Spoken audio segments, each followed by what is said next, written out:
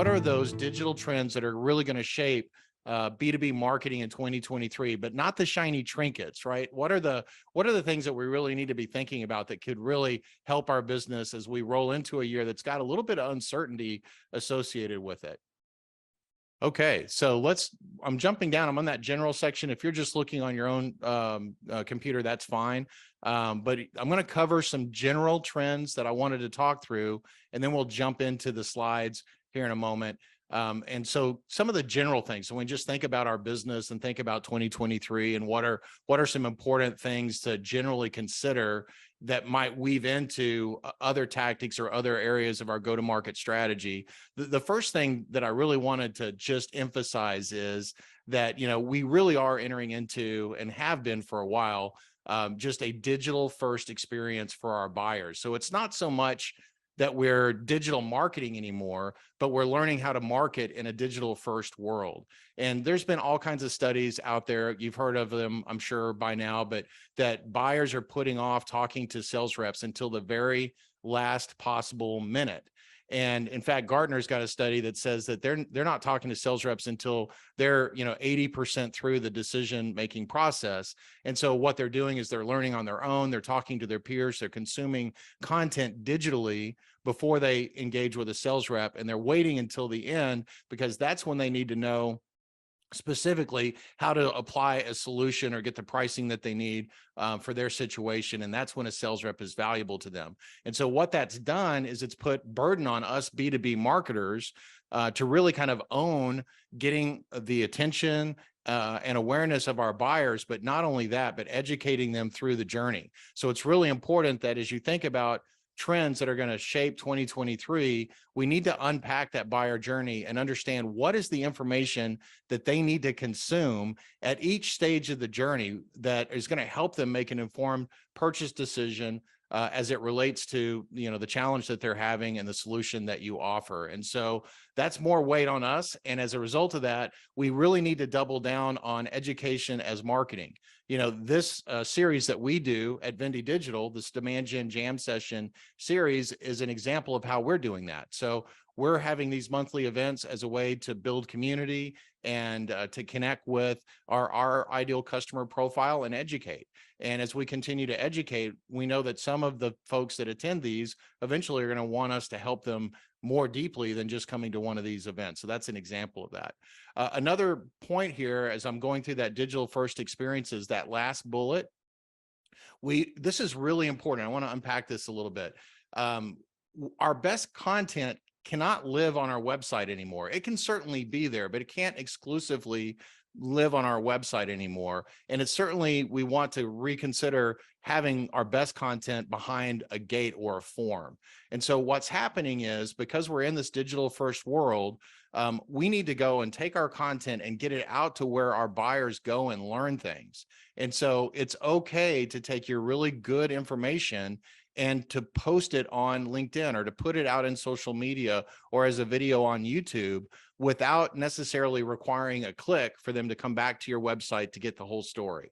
So in other words, I kind of tongue-in-cheek said less clickbaity. I don't think anybody attending today is really into clickbait. But what I mean is, if you're going to create a social post on, SEO, B2B SEO, for example, for us, we want to put the actual essence, like what are the tips that we recommend to do B2B SEO in 2023 in the post. Like, they can get the whole information right there. They don't feel like they have to click over to our website to get the promise of whatever that post was about. Why that's so important is that, and I've got a really great example I'll show you here in a little bit when we get to the slides.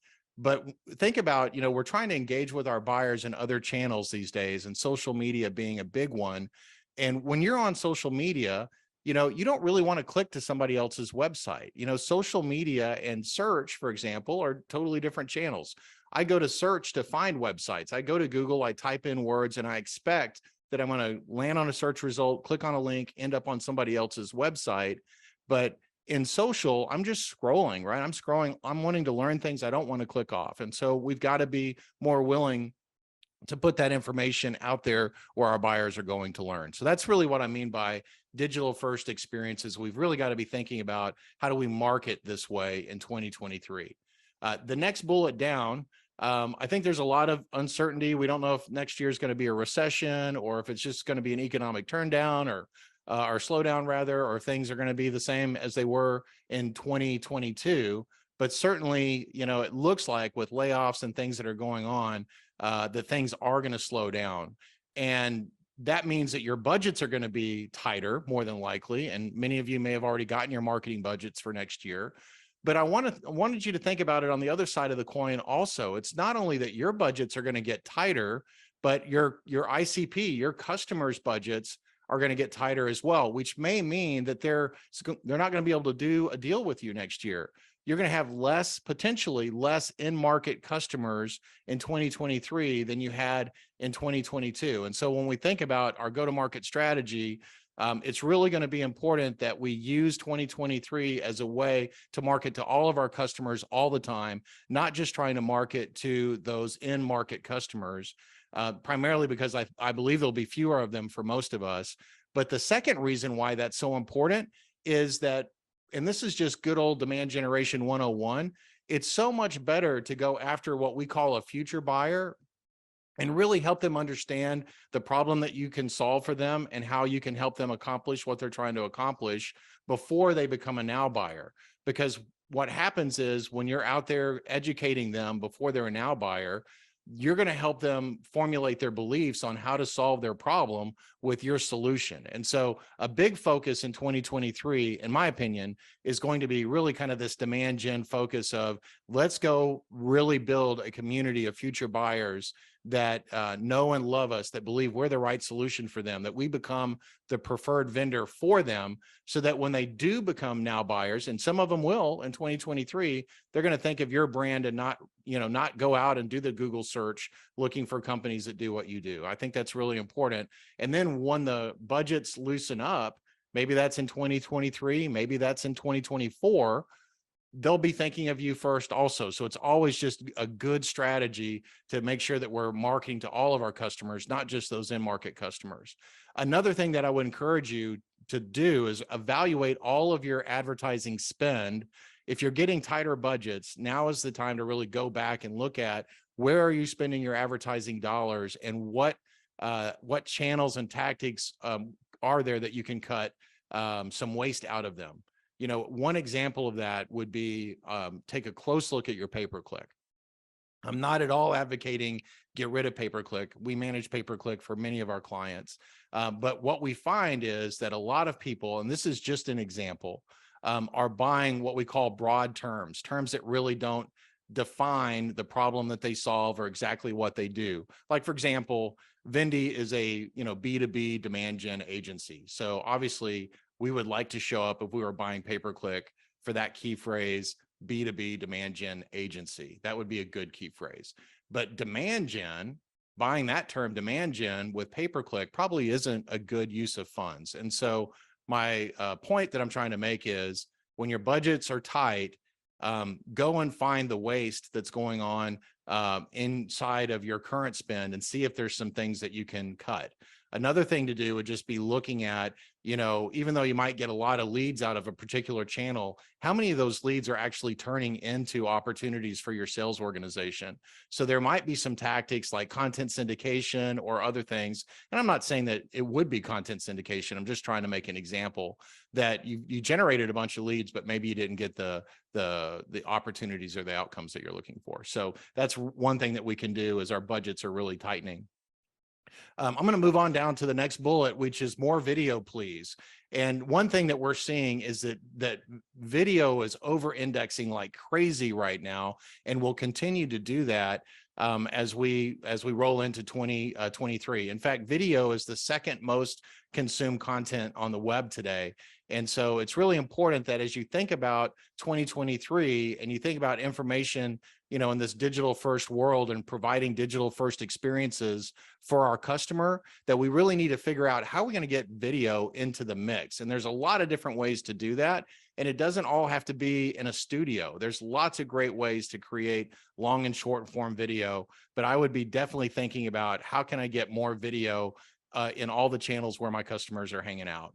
The next bullet down is content marketing mastery. Man, I'm telling you, next year is a huge opportunity for all of us to double down on content marketing. That's why January's Demand Gen Jam session is dedicated to Content Marketing 101. Content marketing in 2023 is going to help you with SEO. The Google Helpful Content Update came out in August, and that's actually good news for those of us that are really committed to content marketing. And having pillars of information that we want to share and writing content around those pillars. I think that's going to be really important in 2023. It's going to help you communicate better to your customers. These are the problems we can solve for you. It's going to help you from an SEO perspective as well. But here's the challenge, and why I say we have to double down in 2023. We can't just regurgitate content that everybody else is talking about. We've got to share unique insights as it relates to these topics that matter to our buyers. And so one thing that we really coach folks on is establishing your own point of view. It's not necessarily easy, but it's really important for you to understand what is your point of view as it relates to these things that are going on in the market that matter to your customers, so that when you write on a topic, even though like demand gen would be a topic we would write about a lot, that we're able to do it in a way that shares our point of view that makes it unique. Another thing that we want to think about in 2023 as it relates to content is really providing insights, things that are unique and that only you can provide. What are the things that if you look at the content that's out there that is being consumed by your customer, what are some gaps? What are some things that your competition isn't really talking about? How can you fill those gaps with some good insights or intel that would benefit the buyer? And I'll go into some more detail on that a little bit later on, but be sure to attend the January session. We're going to do a deep dive on that. And then the last sub bullet under content marketing is the 3 R's. When you think about content marketing in 2023, I want you to think about refreshing old content. So what are some things that are out there that you can just spruce up a little bit or repurpose or reformat, which are the other 2 R's. So how can we, refresh some things that are out there, but take this repurpose and reformat mindset as we go and produce content in 2023. I'm going to actually show you some examples of that when we get into the slides. And then the last bullet here before I do get into the slides is just this creative matters. And so what I mean by that, and I'm going to speak specifically on social media here, we really have got to double down on coming up with assets that really are scroll stoppers. I think what happened in 2023 or 2022 rather, is a lot of B2Bs really saw that social media and sites like LinkedIn really became an important place for them to get in front of their customer. And so they started doing a lot more social media content, and they got people involved in social media, and that's great. But what I'm seeing is that a lot of the content's pretty boring and it's not, scroll stopping. And so I would encourage all of us that are going to be engaging in B2B social next year to take a step back and really invest in coming up with some good creative assets and go through a strategic process on understanding what kind of assets are going to resonate with your customers. So, don't just come up with some visually stunning assets, but try, images of people, infographics, different types of formats so that you can really learn and study these social channels and understand what's going to hit and resonate. I think that will make a big difference for you in 2023. And so I'm going to jump into the slides here in a minute, but Andrea, I thought I'd just stop and I'm going to stop sharing so I can see everybody's faces here and see if there's any questions as it relates to those handful of trends that I just talked about. Yeah, no questions in the chat, Paul, but when we get is, where does SEO fit into content marketing, or what that might look like in 2023? Yeah, so we do get a lot of questions about SEO and content marketing, and we did a whole episode on that a couple of months ago, but I'm going to hit a couple of key points. One is when we write this Google Helpful Content Update, and I actually have a link to a guide that we built for you guys in the resources on this agenda.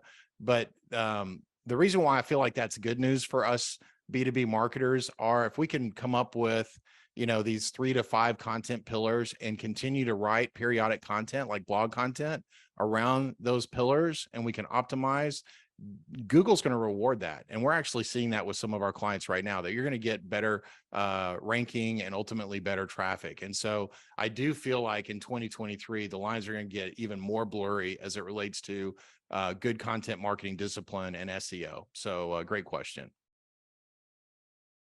Anything else, Andrea? One other question is, what kind of video is working well as far as video content? So lots of videos working well. So long form video, obviously short form video. I'm not encouraging everybody to run over and start doing things on TikTok yet. But I will tell you that, and I'm going to walk you through this when we get into a content flywheel here in a moment, but having repurposed video, like we'll slice this episode up into little 1 to 2 minute vignettes.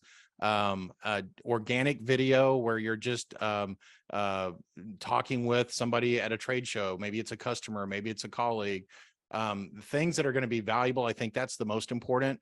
A lot of businesses get kind of bent around the axle thinking, well, I can't do video because I need to go to a studio. It's got to be highly produced. The reality is there's a place for that. Don't get me wrong, but ultimately it's about serving the customer and getting them information in a format that makes sense. So there's really no right or wrong answer. I will tell you that in 2023, we're going to really try to dig into YouTube as a channel for us. So we post a lot of stuff on YouTube, but we haven't really focused on it as a channel to drive significant traffic to our website or opportunities for our business. So that's one thing that we're going to work on in 2023 for Vindy Digital. Anything else, Andrea? One last question that came in. This is a good one. Can you give an example of a content pillar? Great. Thank you for asking that question. And again, next month we'll go do a deep dive on this, but content pillars are, take a step back and think about your business. And if you were to try to categorize your business as it relates to the problems that you can solve into 3 to 5 key areas, what would those 3 to 5 key areas be? For example, I'll just give you ours. One of our content pillars is demand generation. So that means that, hey, when we write content, one of the things we're going to write a lot about is demand generation. Another one of our pillars is B2B social. So that's another pillar that we know our customers struggle with and need help with, that we are, that tie to our USP. So that would be another example of a content pillar. Another example of a content pillar for us is content marketing. So, we want to share and talk about things that are going on in the world of content marketing. And that's why we're going to do a whole episode in January about that. So those would be examples of content pillars. And you only want to have 3 to 5, because if you have more than those, you'll end up watering down your message. Your audience will be confused about what you're actually about. And what I find is that a lot of businesses, they don't have content pillars. And so they just kind of fly by the seat of their pants in terms of what they should write about. But when you start with a content pillar process, that really just informs everything else that you write about. And now you're kind of speaking from the same hymn book over and over again. And as that content's making it out into social or into search, buyers start to understand, oh, Vindy Digital, that's the demand gen company, or oh, Vindy Digital, that's the B2B social media company. So that's why you want to have content pillars. Great question. Anything else, Andrea? I think we're good to move into the slides, Paul. Okay, well, I'm going to share my screen again. And these slides are available. They're right here. I also have them that I've got as a PDF, and you guys have my permission to use these slides however you want. If you want to screenshot them into presentations that you're doing for work, you have my permission to do that. I'm going to go ahead and pull them up here because I actually have them as a slideshow. Okay, so what we're going to do now is I gave you the general trends to be thinking about, and I wanted to spend the rest of our time together today looking at trends specifically to as they align with the different pillars of demand generation. So if you've not attended one of our demand gen jam sessions before, this is the Vendy Digital Demand Gen Framework. There's 4 pillars to it. Planning, activate your audience, establish authority, and nurture relationships. And so there's things we need to be thinking about for 2023 as it relates to each one of these. And so I'm gonna walk us through that. And then Andrea, I'll tell you what, as I go through the different pillars, I'll just stop at the end. And so whoever's got questions about the things I'll be talking through, we'll make sure that as we transition from one pillar to the next, we can get those answered. Great. Awesome. Okay, well, let's take a look at planning. So planning really is understanding, who is our ideal customer. We don't want to try to market to everybody that can sign a check. We want to market to our very best customers. Then we can understand what kind of messaging really matters to them, how we're going to measure success. That's really what planning is all about. And so, Hey, Paul. yeah. Hey, Paul, are you trying to share your slides? Yeah, are you not seeing them? Nope, we aren't seeing the slides, just the agenda still. That is weird. Let me stop sharing. Thank you. Mm-hmm. Okay. I'm sure that was user error. I am 100% sure it is user error. So let's see here. Let's try this. And there we go. Now we can see the slides. See, this is why moderators are awesome. I would just have been flying along and you guys would have been going, what the heck's going on? So thank you, Andrea. Awesome. There's really 3 key trends that I wanted to share here. The first one really is all about getting our ideal customer to feel like everything and every interaction that we have in this digital first world was designed just for them. And so the 3 words are humanization, personalization, and segmentation. So when you're thinking about your planning for next year, I would encourage all of us to think about how can we make this more human? So how can we actually connect with our buyers on a human level and make them feel more emotionally connected to our brand? That's another reason why, for example, Vendy does these demand gen jam sessions. It gives us an opportunity to connect in a very human way with our audience. And so that's one of our examples of humanization. Another one is I'm very active in social media as the founder of Vendy Digital, and I'll get more into that a little bit later on, but that's an example of humanization. How can you put a face and emotionally connect with your audience?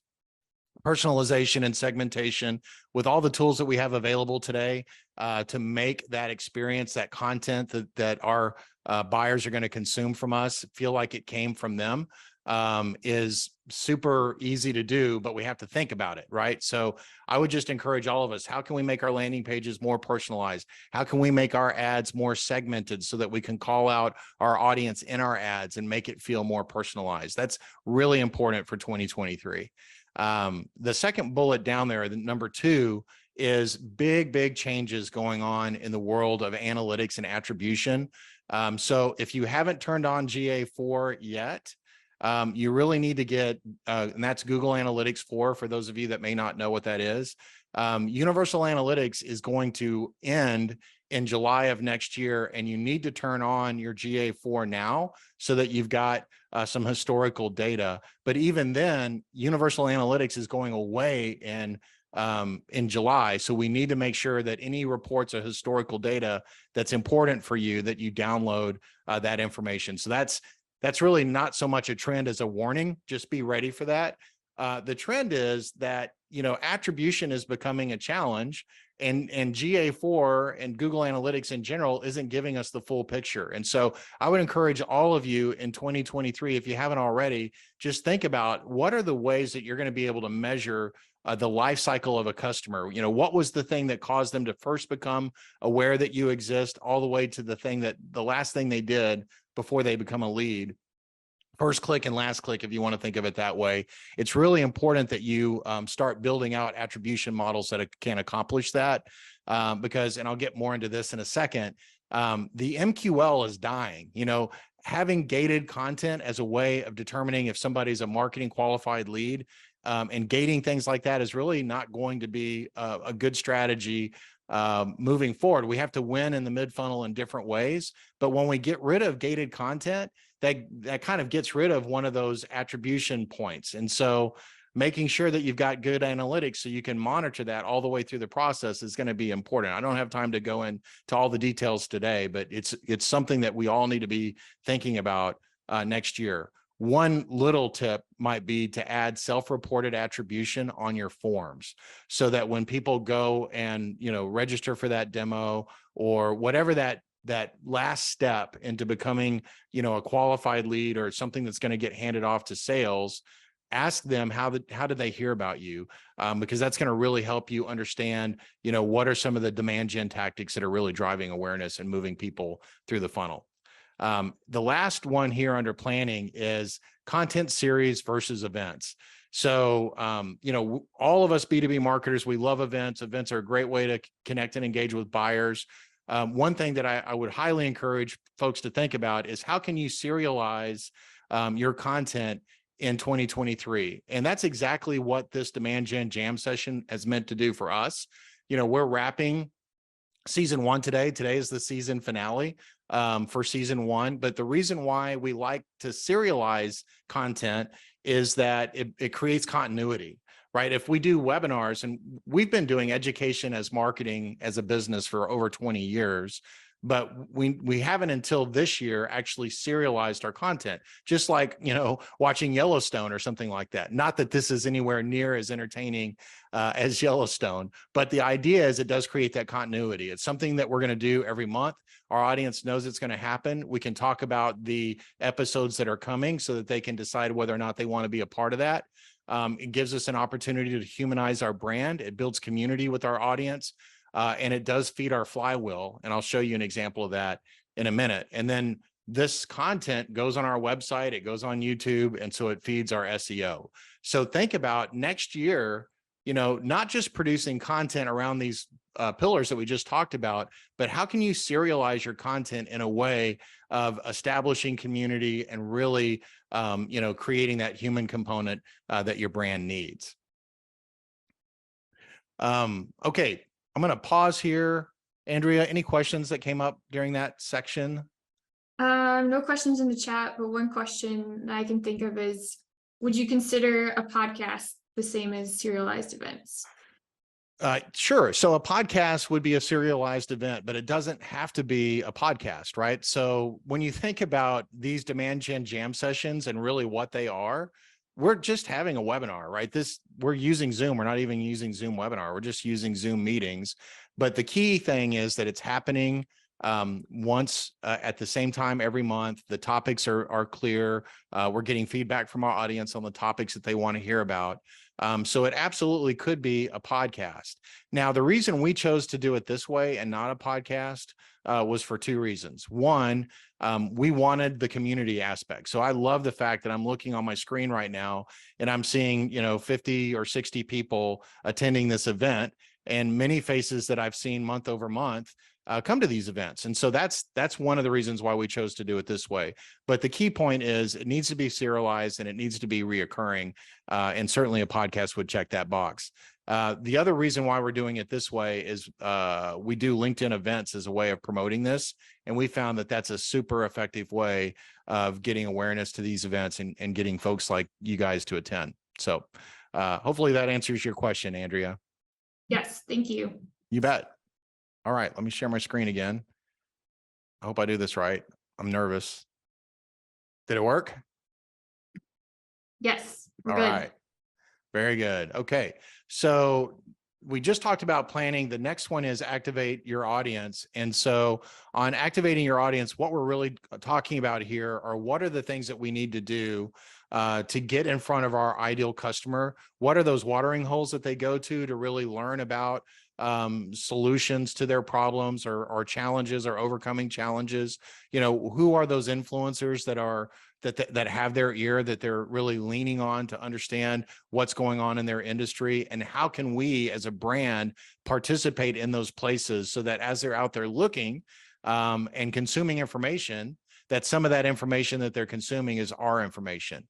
And so when we think about what are some trends related to activate your audience for 2023, At the top of the list is podcast guesting. So Andrea, you just asked about serialized content and is that the same thing? Is a podcast the same thing? And it is. One of the other reasons why we're not doing a podcast is there's other pieces to the puzzle. One, I think you need to meet more, you need to have a podcast more frequently than once a month, which is how often we do these. You need to up the frequency. So the point I'm trying to make is to go from doing what we're doing now to a podcast is a bigger lift. And so for many of you that are watching today, you may be thinking, wow, I don't want to start a podcast, just like we don't really want to do that yet. But here's one thing we are going to do in 2023. We're going to get our subject matter experts out on the podcast circuit, and we have a goal to be on 20 podcasts next year. And so it's super easy to find podcast hosts that are out there related to your industry and just go and become a guest on those shows. In fact, I've read some articles that say that podcasting is the new blog. And so a lot of B2Bs are out there launching podcasts, and they're hungry for subject matter experts. So go and get your subject matter experts out there on the podcast circuit. I think that would be a really good trend to focus on next year. Number 2, personal branding. Getting your founders involved in social media, specifically LinkedIn. Getting your subject matter experts and ultimately getting your employees active in social media, I think is really going to be important for all of us next year. I'm going to show you, I've been very focused on it personally for me this year, and I'm going to show you kind of what I'm seeing and what I'm doing here in a minute.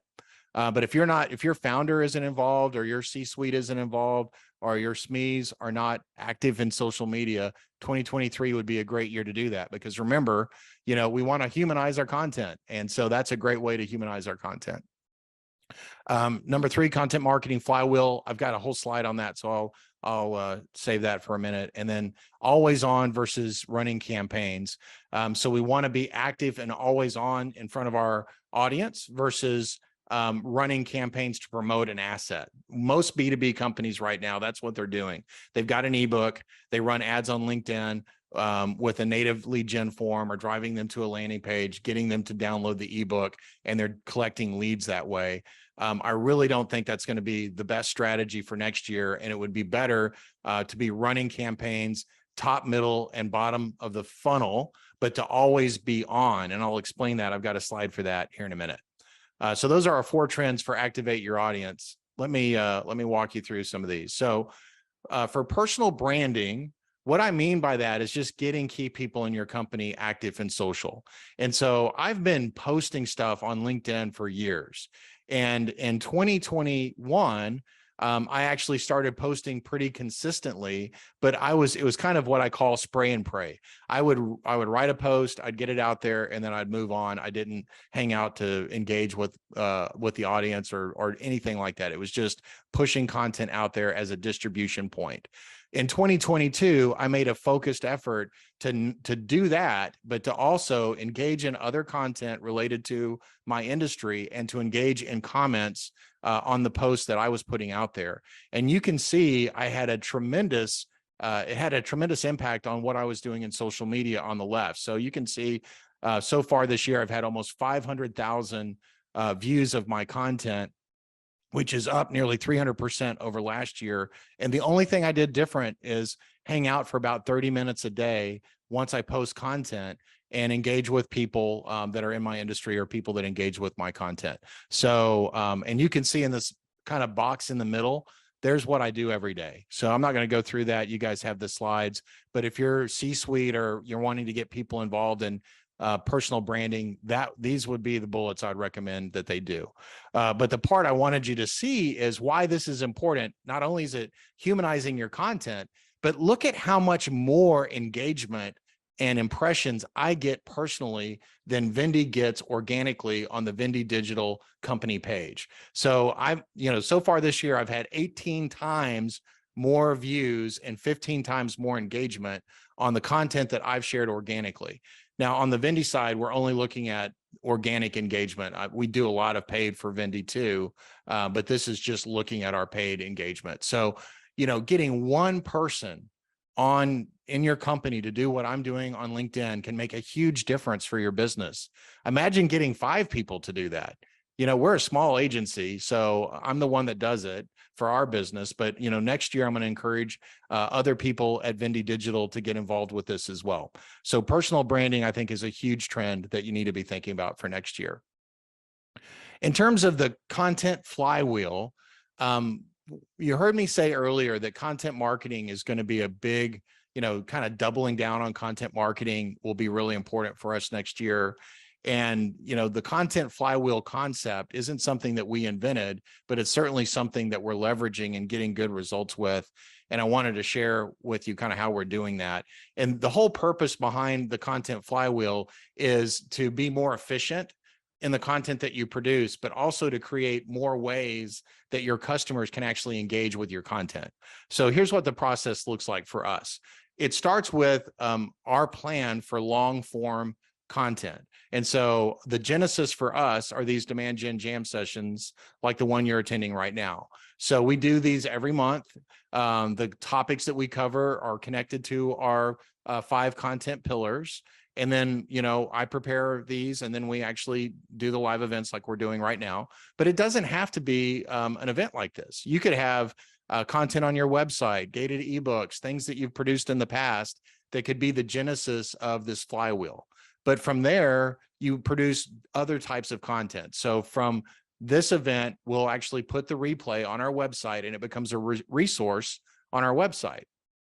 We also slice and dice this up into multiple 1 to 3 minute segments. In fact, Andrea and I had a meeting earlier this week about we're actually producing way too many segments of these events, and we've got so much content we're producing, we don't know where to put it all, and so we're going to scale back the social content to maybe pulling 4 or 5 snippets out per episode. But the purpose behind that is now we've got video content. Remember, I talked about how important video was earlier, and we also have social content, and it's designed and crafted in a way that whoever consumes it in social media, they're going to get good information and a tip or two that's going to make their life better. And that's the whole purpose behind it. So no extra work on our part. We do these live events and then it goes through our workflow and it gets sliced and diced into these different types of content. From there, oftentimes we'll create what we call premium assets. So for example, 2 months ago, we did a demand gen jam session on the Google helpful content update. And we did the things that I just talked about. But we also created a premium asset, which is linked to your agenda, by the way, at the bottom, that is a checklist or a guide. So what you need to do to help get your website ready for the Google helpful content update. So that was a premium asset that literally came out of the demand gen jam session that we did 2 months ago. From there, we have a playlist on YouTube. And so we're wrapping season 1 today. We'll start a new playlist in January for season 2, but you can see all of the episodes are right there. So now we've got a channel on our channel on YouTube. We now have a playlist for season 1. And then we also wrote a blog about it. And so those are all the different asset pieces that can come out of it that are going to help us from a social media engagement perspective. It's going to help us in a serializing our content perspective. It's going to help us with driving traffic and conversions on our website. And it's going to help us drive SEO traffic on our website, all from having one piece of content that creates all these other, that flows into all these other pieces of content. So content flywheel, could not impress on you enough. Think about your content marketing strategy as it relates to that. We'll talk more about that in January as well. I wish I could take credit for this infographic here. Literally, I found this on LinkedIn yesterday. Somebody posted it yesterday. Mary down here, I've got a link to her profile at the bottom. But she did the perfect, I've been trying to figure out a way to visualize why flywheels are better than the old school way. And she did a perfect job. So you can see over here on the left side, this is kind of the way that we used to, or the old way, old school content marketing, right? We come up with a content strategy, we write a blog, we post it on our website, and of our total addressable market, maybe a small percentage of those people are going to stumble across it on Google and then end up on our website. Okay. So that's the old school way. Take a look at the right. This is what happens today. So the new way is you've got a subject matter expert interview, a podcast, some type of serialized long form content that then gets sliced up into all these different formats like I just described, and then put out on all these different channels where your buyers are going to learn things, and look at the impact. Now you've got buyers that are learning in all these different places. They don't need to go to your website to learn that you exist and the problem that you solve and your point of view on how to solve that problem. So big reason why content flywheels and engaging in that are going to be helpful to you next year. Okay, so switching gears, this is the last piece of activate your audience, but this concept of always on campaigns, I think people struggle if you've heard that phrase before, because we have this mindset of, running ads to generate leads. And the reality is we want to be always on, and we want to market to all of our customers all the time. And so in order to do that, we need to have a cold strategy that's going to be reaching out to what we call a cold audience. And a cold audience are people that are your ideal customers that you can target, and you want to get a certain type of message out to those people. And the goal is to create awareness and to drive traffic to your website and to build retargeting pools. Your goal is not to generate conversions, but the idea is when they're on LinkedIn or where they're in social media, or wherever those channels are that they go to learn stuff, that your brand is there and you're sharing your point of view, and you're becoming, in their mind, somebody that can help them solve a problem. And then from there, we move into the problem aware stage. And these are people that already know that you exist now in that middle of the funnel. And we want to always be on for those folks as well. And we want to share different types of information to them. So it's not necessarily running a campaign to generate an ebook download, but it is, hey, now that we know that they know the problem that we can solve, and we know that because they've engaged with our content or they've been to our website, what do we want them to do next? Is there deeper content that we want them to consume? Is there an event we'd like them to come to? Is there a community we'd like them to join? And let's craft specialized messages that are always on. And the only people that are going to see those messages are people that we know came from that cold layer and engage with our content there. And then at the bottom of the funnel, now we're giving them, now that we know that they've engaged with our middle of the funnel content, we're now driving more bottom of the funnel type messages, which might be, sign up for a demo, sign up for a trial. It might be watch this case study, watch this testimonial. The key point here is it's not a campaign, although we like to run these in 90-day cycles for our clients. It's always being on and crafting the right message at the right stage of the funnel, and their behavior is what moves them through the funnel.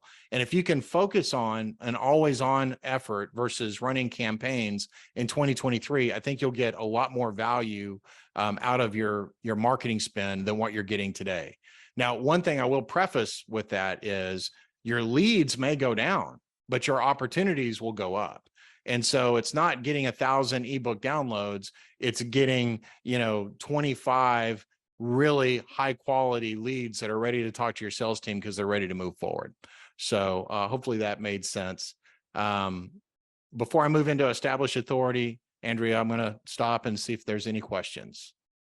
Yeah, one quick question, Paul, would be, what are some good examples of long form content to start your flywheel? So great question. We're using a serialized event like these demand gen jam sessions. I really like that because it does require, us to be thoughtful about the content that we're going to produce. It also requires us, we know there's a deadline. Oh my gosh, December 14th, we're doing a demand gen jam session. We better have some content to share. So it creates that rigor for us. So I do like the serialized content as a way, or the genesis, if you will, but it certainly doesn't have to be that, right? You can go use Google Analytics and look at all of the content on your website and what is some of the most popular content on your website, and start there. You can take that content. You can, take that and cut it up into social content. You can combine pieces together and create some premium assets. You can have some of your subject matter experts take those popular topics and shoot some video. You can take webinars that you've done in the past that maybe are on your website, maybe not, and go and slice and dice those up. Those are just examples. So it doesn't have to be the way that we're doing it. But the key is you've got to have long form content that aligns with your content pillars that your buyers are going to think is useful and helpful. Anything else? Nope, I think you're good to jump back in, Paul. Okay. We got 10 minutes left. I think we'll get through this in time. I promise you that we will be done, even if I don't get through everything. So that's my commitment to you guys. All right. Andrea, are you guys seeing everything? Yep. Okay. So establish authority, just kind of remember we're going through the pillars here. Activate your audience was the last pillar. How are we going to get in front of them and let them know that we exist and the problem that we solve? The goal of activate your audience is to get them over to your website so that we can establish authority. So we believe at Vendy Digital, the best place for you to establish authority with buyers is on your website. That's where your long form content lives. That's where you can control the user experience. Your website should not be a brochure. Your website should be a buyer enablement tool. And so that seems obvious, but I'm telling you, I look at a lot of B2B websites as part of my job. And I would say 75 to 80% of the websites that are out there still have the me problem. Me. I want to talk about me and how great I am, and all the problems are not the problems that I can solve, but here's all my features and here's all my bells and whistles. And what we need to do is take this digital first approach and understand that people are going to be coming to our website looking for help. And our website rather needs to be a tool that's going to help them. And so I would encourage you to take a look at, everybody here on the call, a great exercise to do between now and the end of the year is go try to do business with you. Like actually go to your website and pretend like you're a prospect that doesn't know anything about your business, and see if you can understand what it is that you do, how you can help them, why it matters, and how to take the next step. And if you struggle with any of those things, then there's some opportunities to improve your messaging next year. I would also encourage all of us to look at reducing friction. So many B2B websites have this navigation jigsaw puzzle at the top of their website. And the reality is your buyers don't want to try to figure that stuff out. They want to land on your website, understand very quickly what you do and where to go. And so, look at every step of that buyer journey and the work at hand that they've got to do on your website, and see what you can do to reduce that friction, which could be removing links in the top nav. It could be removing fields in your forms. But what are the things, it could be removing steps in the engagement process. What happens after they fill out your form? Can you reduce steps? Can you make it as easy as possible for the buyer? That last bullet there is ungating content. I've talked about this a little bit already. So a big opportunity for us B2Bs is to take all that great content that we've got behind gates, like ebooks and things like that, and repurpose that content, turn it into web pages, turn it into social content, but don't require them to opt in to get to your very best content. I think that's a huge opportunity for all of you that are still dependent on ebooks and gated ebooks as a way to generate leads. Moving on to the next one. We want to win the mid funnel with resources and tools. And so, and also community, I'll get into that in a little bit, but what can we do to make things more interactive for buyers? Can you take, like, for example, some of the content that is delivered during a demo call or an initial consultation? Can you convert some of that into content and make it available on your website?